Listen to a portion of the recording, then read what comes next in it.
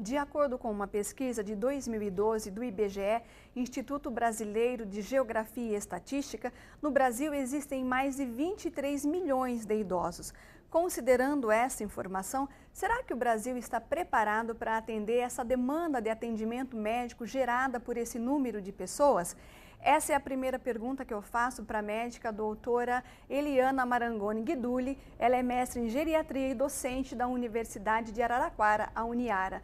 Muito obrigada por ter vindo. Nós estamos preparados, o Brasil está preparado para atender, para dar atendimento médico adequado para esses mais de 23 milhões de idosos, doutora? Obrigada, Bela, pelo convite, um prazer estar aqui. E infelizmente não, infelizmente ainda nós não estamos preparados para essa demanda de idosos. O Brasil sempre foi considerado um país de jovens, né? E nas últimas décadas, tudo aquilo que a expectativa de vida aumentou por uma série de motivos, mas agora, como outros países do terceiro mundo, o Brasil é um país em envelhecimento. A nossa expectativa de vida chega à volta dos 72 anos e meio, 73, coisa que há 20 e 30 anos, vamos dizer assim, poderia ser até 20 anos a menos, né? Então, penicilina, o constante desenvolvimento, a evolução da medicina, uma série de motivos, a industrialização, a migração para cidades, enfim, uma série de coisas permitiram que essa expectativa de vida aumentasse. Mas esse crescimento rápido dessa população que envelhece, ainda não existem recursos específicos para que essa população seja socorrida de uma forma adequada no momento. Normalmente as mulheres procuram o ginecologista uma vez por ano, né? O mastologista também. Depois dos 50 anos, às vezes um pouco antes, as pessoas começam a procurar anualmente o cardiologista. Os médicos fazem, os homens, aliás, fazem o exame de próstata também. E as pessoas, para a gente começar a cuidar do idoso em nível preventivo, com que idade a gente tem que começar, a gente tem que procurar um geriatra? Nós dizemos que até os 40 anos, o que o geriatra faz seria o mesmo que um médico clínico geral, com formação, com especialização. Então, até aí, talvez nós não tenhamos muita diferenciação de qualquer outro clínico. A partir daí, não com idade exata, não existe uma idade específica. Mas procuram um geriatra antes dos 40? Antes dos 40 procuram. A gente até brinca, né? Uma época que, há muitos anos atrás, quando eu comecei na geriatria, nós tínhamos a Simonique, uma artista famosa, e que na época dizia que ia ao geriatra desde os 8 anos de idade. Isso é um exagero, realmente, é uma coisa que nem tem indicação, mas o que nós fazemos dentro da geriatria é buscar as heranças, fazer a prevenção e é claro que para as pessoas mais velhas, promover o melhor tratamento para melhorar a qualidade de vida. Então, até os 40 é isso que nós falamos. Talvez não haja muita diferença de um clínico geral. A partir daí, buscando a hereditariedade, buscando outros conhecimentos, outras dificuldades e vendo o paciente como um todo, porque nós dizemos muito isso, né? Às vezes o paciente vai no cardiologista, no dermatologista, enfim, no gastro. Cada profissional na medicina de hoje tem que se ultra especializar, porque nós não temos condições de abordar todo o conhecimento médico existente. Então, às vezes, nós olhamos para aquilo como se fosse uma fenda, um buraquinho, mas esquecemos do geral. O geriatra é o profissional que, dentro da possibilidade, tenta organizar todo o tipo de conhecimento e dizer, olha, esse remédio é igual a esse, o senhor não precisa, esse aqui nós vamos retirar, isso aqui está faltando, mas por que está tomando 2? Às vezes o paciente mesmo toma 2 com nomes diferentes, que são sais parecidos e às vezes são interações que não são necessárias, né? Então, o geriatra, nós falamos que é o profissional da saúde que tenta organizar todo esse conhecimento de todos os especialistas. É claro que nós temos uma visão mais geral, por isso o geriatra não consegue dar conta de tudo. Mas, né? É claro, cada um tem a sua função. Mas o que nós dizemos é, olha, até aqui eu consigo organizar. A partir daqui, então, vá procurar o seu gastro. né? Então eu acho que é um profissional que tem uma visão um pouco mais aberta, um pouco mais geral mesmo, e que acaba tentando focar na prevenção e no tratamento de doenças do envelhecimento. Nós temos a cultura de cultuar a beleza, a juventude, e nós, na maioria das vezes, na maioria dos casos, nós não nos preparamos para envelhecer. Então, quem tem um idoso em casa, por exemplo, é um idoso saudável, tal, mas quando é que é hora para ajudar essas pessoas a cuidar melhor desse idoso, mesmo que ele ainda não tenha nenhuma patologia, não apresente nenhum problema, quando é hora de encaminhar esse idoso para o geriatra para que ele tenha uma melhor qualidade de vida? Eu acho que prevenção sempre, né? É isso que nós buscamos. Nós não buscamos só viver mais, eu acho que o foco é viver melhor, viver com qualidade, sem dor, com menos limitação e com mais autonomia, com mais independência, que é o que a geriatria sempre busca. Agora, se esse idoso começa a ter falhas, por exemplo, vamos falar de algo que está muito em discussão, em moda, memória.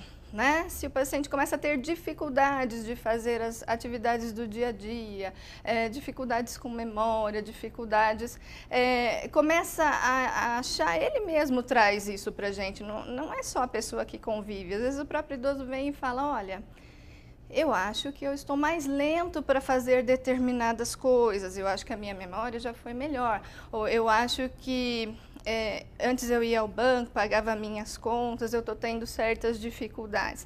Isso é um motivo de alerta. Agora, para fazer uma prevenção de rotina, eu acho que dos 60 anos em diante a gente está super acostumado e é uma coisa que vale muito a pena. O idoso, o que é mais difícil nesse processo de envelhecimento, de acordo com a sua vivência aí de clínica médica, a senhora conversa com essas pessoas, aliás, posso chamar de você, claro, né? Tão jovem, claro, mas... Você conversa com essas pessoas diariamente, o que é mais difícil nesse processo de envelhecimento? Qual é a maior dificuldade do isso idoso? É uma sensação que eu tenho, não digo só de pesquisa, né? Agora falando da parte Eliana, que tem 15 anos de geriatria. Eu acho que o pior é perder a autonomia, né? Perder a capacidade de decidir sobre a sua vida, sobre as suas contas, as suas finanças, a sua família. Eu acho que isso é o que mais assusta hoje em dia, é o que mais teme. Outra coisa é dor, né? Dor é uma coisa que não, vamos dizer, muitas vezes não são doenças que matam de uma maneira geral. Por exemplo, um paciente com osteoartrose, que tem que conviver com uma dor cronicamente. É muito difícil para o ânimo, para a autoestima, para a autonomia, para a independência, você conviver com essa dor. Então, dor é um problema que é muito difícil de lidar, porque também tem a ver com o emocional, não é só o físico, claro, né? Então, eu acho que essas duas coisas são são coisas que têm aparecido muito mais. E outra, sem dúvida, é o Alzheimer, que todo mundo que tem um esquecimentinho vai olhar lá no Face, na internet, no blog. Hoje, e vai se autodiagnosticar. Não, olha, eu acho que eu tô com Alzheimer. E outra procura muito grande do geriatra são as fórmulas milagrosas para não envelhecer. Eu tinha uma paciente de muitos anos que ela falava, olha bem, não fica velha não. Você não tem nada para me embonitar? Assim, toda vez ela ia no consultório e falava a mesma história. Mas a senhora tá ótima, o coração tá ótimo, mas olha aqui, ó, olha aqui. Né? Então, eu acho que isso é uma coisa que o nosso tempo trouxe, a estética, o físico, outros valores que não eram tão cultuados antigamente, mas que infelizmente nós não temos ainda muito recurso em termos de farmacoterapia para melhorar. Quais são as doenças que mais limitam o idoso, que mais tiram a autonomia que ele tem, que ele tinha? Normalmente as doenças crônico-degenerativas mesmo, artrose, artrites, as que limitam o movimento e que trazem muita dor, né?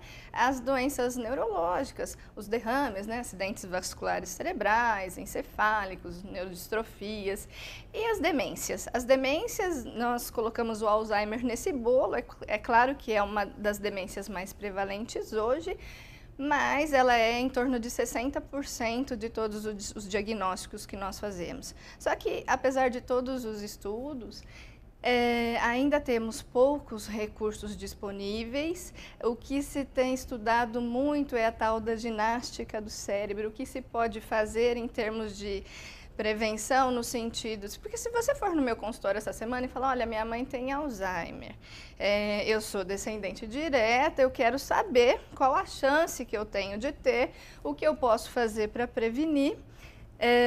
Acho que depois dessa entrevista meu consultório vai ficar vazio, porque infelizmente ainda não tem nada muito milagroso em termos de prevenção.